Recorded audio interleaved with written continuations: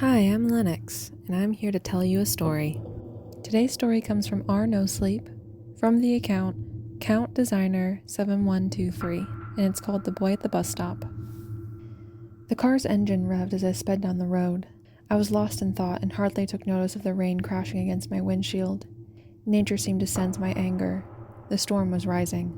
I poured more vodka down my throat, my eyes constantly darting to the shiny black handgun lying on the passenger seat, brushing the cold metal with the tip of my fingers. My mind involuntarily flooded with images of my oldest daughter, Mara. Her life played through my mind in mere seconds. My last memory of Mara was from when I had to identify her body at the morgue. My hands began to shake. An uncontrollable tremor spread through my body.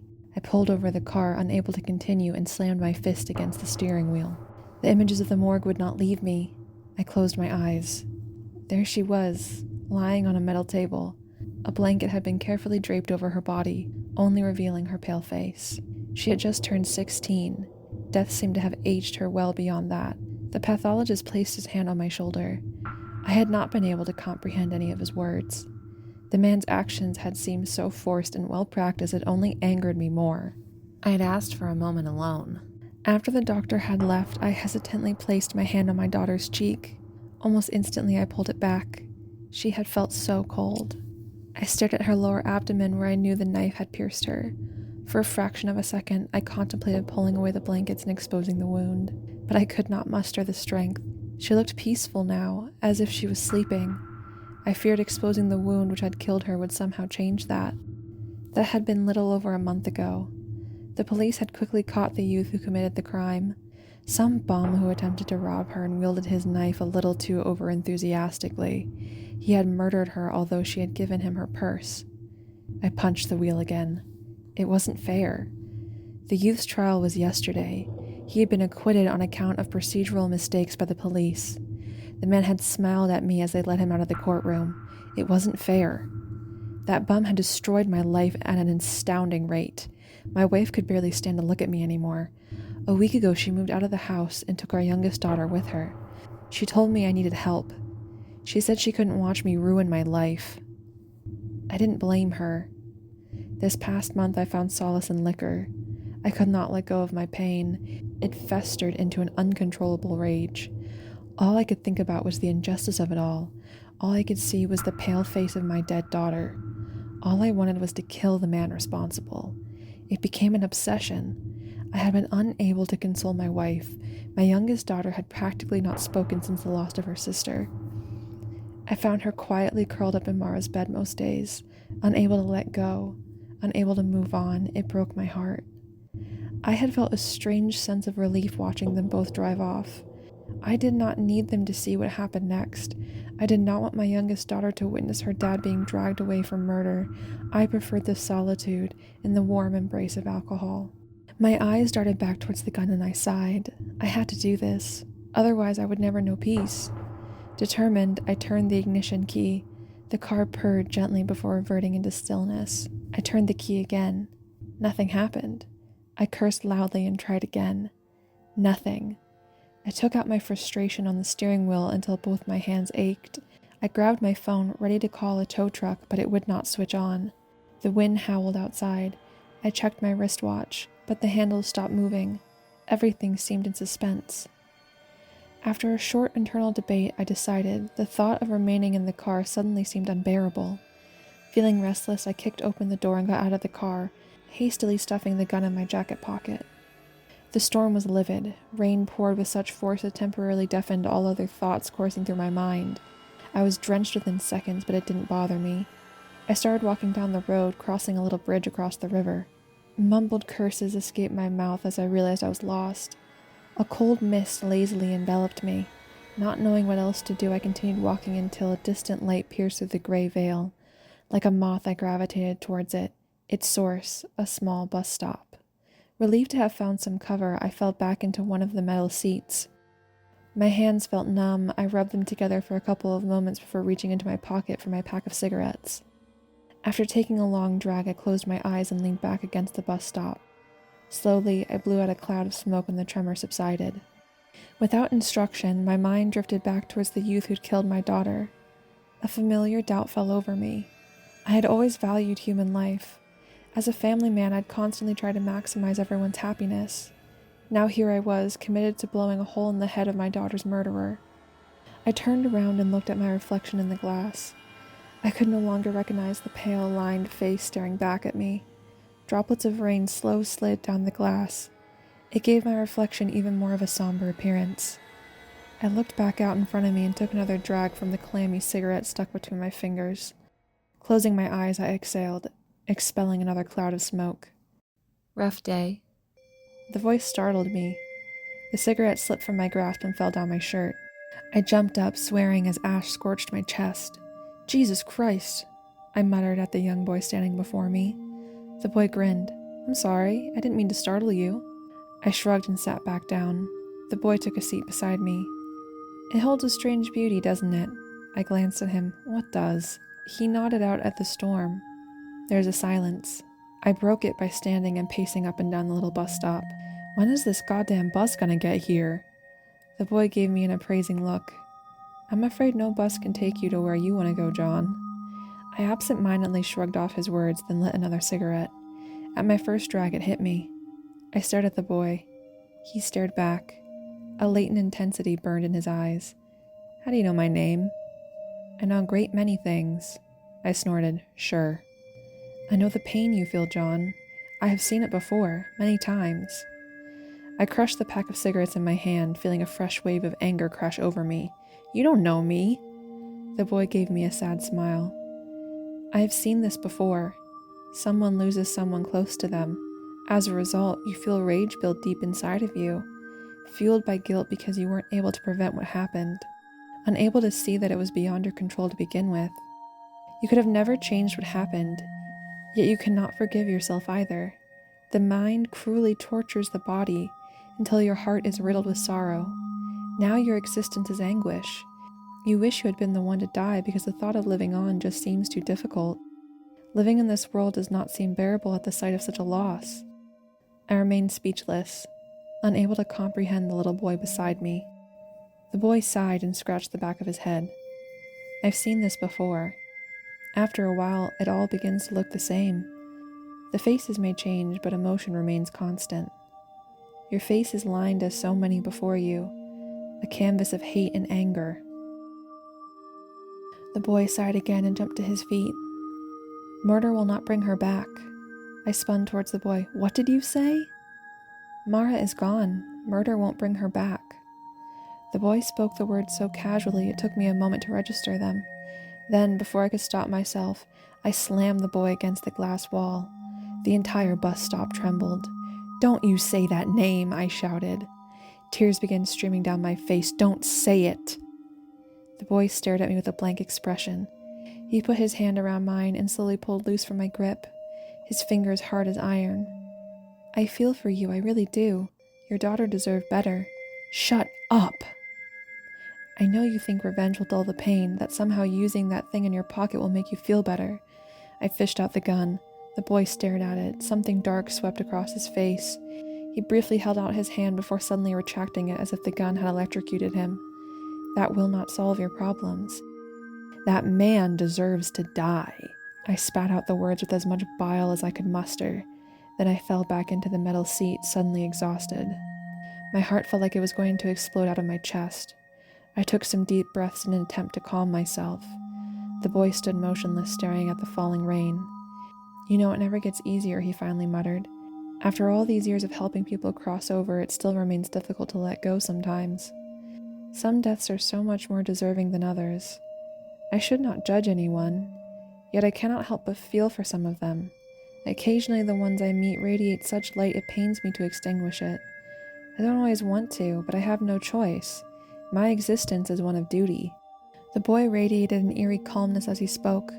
I felt my heartbeat returning to normal. "Who are you? How do you know these things?" The boy gave me a sad smile. "I guess I am a traveler.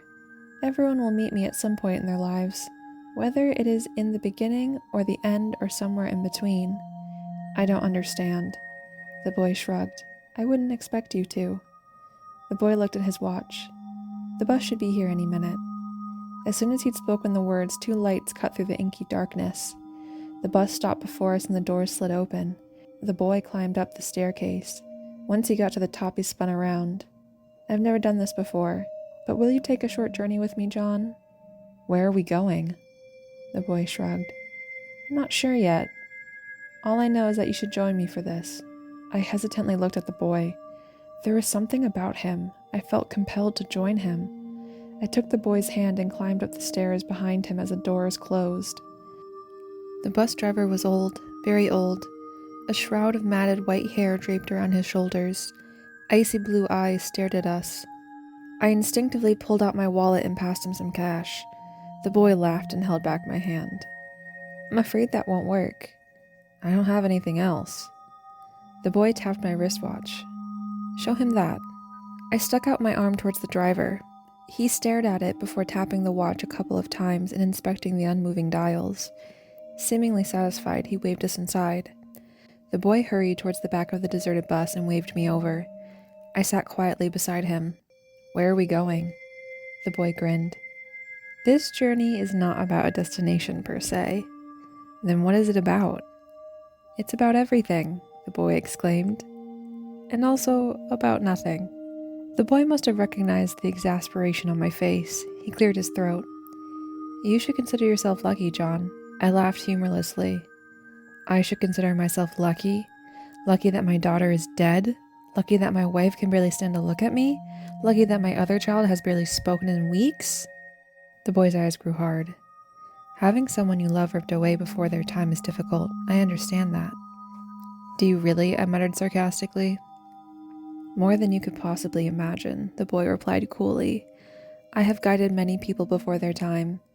I have comforted both young and old, held the hands of both murderers and the murdered. I have held newborn babies and taken children from their parents' embrace. I have walked the fields of countless battles. I have waded through rivers of blood. Wherever I go, the dead follow, like moths attracted to a flame. You could not comprehend the endless sorrow I must navigate. He wiped a single tear from his eye. Within them I saw only grief. As if his words had opened an old wound, I felt sorry for him. Sometimes I feel so far away from everything, the boy continued. I worry I have become too indifferent. I fulfill my duty without truly understanding what it is I should be doing. I feel like a spectator watching eternity unfold itself. I offer hope to those I meet wherever I can without knowing whether my words are true or not. I have no idea what comes after this, John. I wish I knew. I wish I understood my purpose. My life is a paradox. My existence is perennial, and yet one of insufferable solitude. You must feel lonely. The boy nodded. After that, we sat together in silence. The boy stared out the window. He seemed deep in thought. I felt my eyelids grow heavy, and before long, I had fallen asleep. I woke up disoriented. The bus was deserted, and for a moment I thought I'd dreamed my encounter with the boy. Then the bus driver turned around. His blue eyes pierced through me, and he pointed towards the little hill we were parked beside. He is waiting. With a quick nod, I jumped off the bus. I reached the top of the little hill, panting. The boy leaned against a tree and observed the spectacle unraveling itself below. A small crowd had gathered before a tiny grave. A priest stood reading the Bible. His actions seemed almost mechanical in their repetition. Why are we here? The boy remained silent. Whose funeral is this? The boy nodded at the crowd down below. You know whose funeral this is. I quickly scanned the crowd, only recognizing familiar faces. Is this my funeral? Is that what this is about? Are you showing me what will happen if I murder Mara's killer? You know, the boy repeated, his voice a mere whisper. I looked at the people occupying the front row chairs. My family was nowhere to be seen. My youngest daughter's godparents sat before the pitiful hole in the ground. They held each other as they cried. My knees suddenly felt weak. Slowly, I slid to the floor as tears soaked the earth around me. Where am I? Jail. A simple yet sobering reply. Where is my wife? The boy's eyes remained pricked on the little crowd below as he scratched the back of his head. She is not here, John. Where is she? I sobbed so hard the words left in a single slur. Your wife found her. After you were taken away, the little girl could not cope anymore and hung herself in Mara's room. Your wife was unable to handle the strain and had a breakdown. She is currently forcibly restrained in an asylum 2 hours away. Next week she will suffer a stroke." The boy glanced at me, his eyes riddled with pity. "She'll never recover. Slowly her will to live will siphon away, until only the smallest amount lies dormant in her heart. She'll be trapped in her body, a mere husk of her former self, wanting to die yet unable to do so.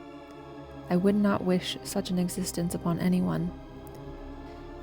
My tears had subsided for something worse, a feeling I could hardly put into words, a feeling of loneliness so immense I could barely breathe. I felt like I was being crushed by infinite grief. The boy smiled sadly. "You see how cruel destiny is, John? By all accounts, your actions will be directly to blame for this. One moment of rage will destroy everyone you care about the most. What you seek is justice. What you offer is condemnation."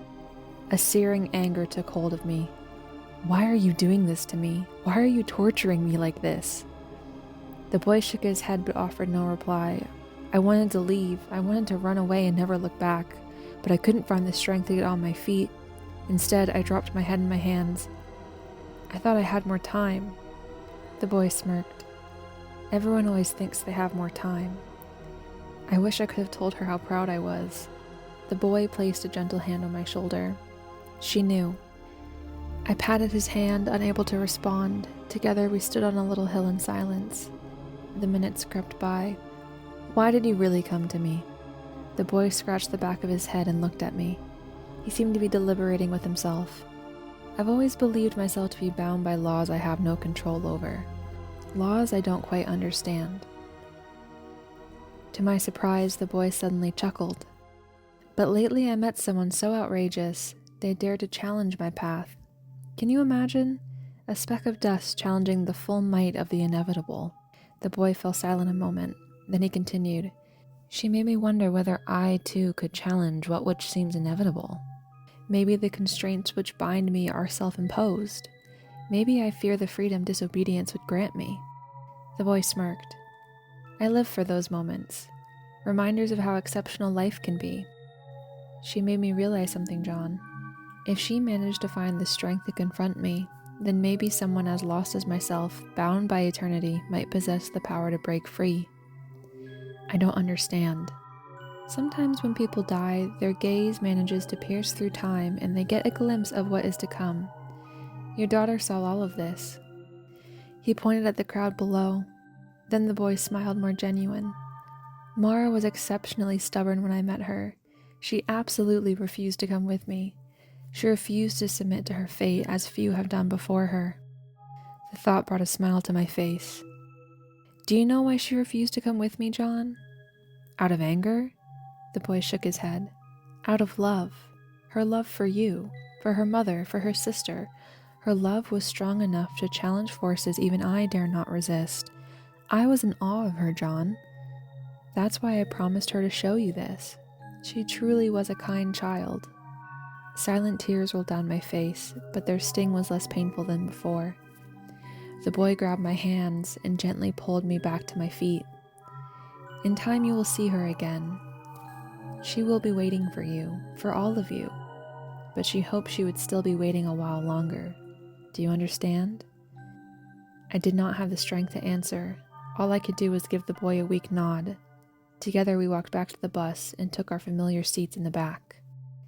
"Thank you," I said after a moment. "Thank you for taking care of Mara. Thank you for helping me." The boy looked taken aback. "Wherever I go, people usually fear me. They recoil at my touch, even if I only mean to help. I have always been hated because I am a reminder of the inevitable.